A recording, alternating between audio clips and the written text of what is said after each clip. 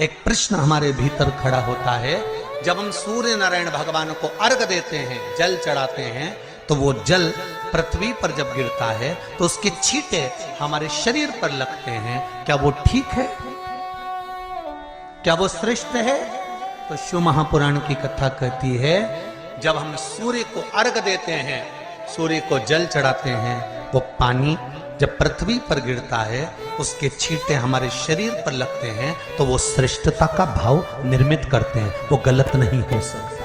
कारण अब वो भी समझ लीजिए।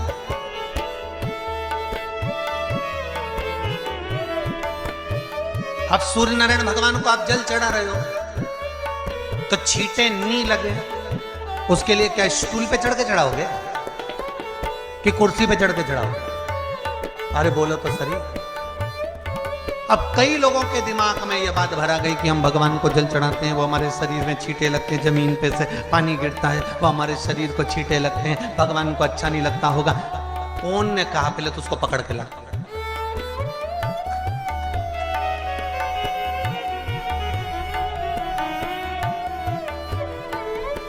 क्योंकि मेरे राम जी महाराज, मेरे भगवान कृष्ण, बड़े बड़े संत, साधु, सन्यासी, तपस्वी, साधक, उपासक जितने भी हुए, जिन्होंने सूर्य की आराधना करी, इन्होंने टेबल पे तक खड़े होकर भगवान शंकर का भाग पृथ्वी तत्व को धारण कर कर जल को हाथ में लेकर जब समर्पित करते हैं, और जो जल नीचे गिरता है वो शरीर पर अगर लगता है तो हमको उसका आशीर्वाद ही प्राप्त होता है, दोष नहीं लगता। पर लोगों ने इसको विपरीत कर दिया। कि कौन ने विपरीत करा? कई लोगों ने इसको विपरीत कर दिया। कौन ने विपरीत करा? तो जो दूसरे धर्म के लोग होते हैं, जिनको हिंदू धर्म से नफरत होती है और जो हिंदू धर्म की पूजन, सेवा, अर्चना को समाप्त करना चाहते हैं, वो धीरे धीरे धीरे धीरे कहने लगे कि सूर्य को जल चढ़ाओगे तो शरीर में लगेगा, शरीर में लगेगा तो दोष लगेगा। इसको कह कहकर घर घर में सूर्य को जल चढ़ाना लोगों ने बंद कर दिया कि आप जल चढ़ाएंगे तो दोष लगेगा, शरीर पे छींटा लगेगा। सूर्य नारायण भगवान को जब जल चढ़ाया जाता है, हाथ सिर से 8 इंच की दूरी पर होना चाहिए। जम के बोलिए, सिर से कितना ऊंचा होना चाहिए?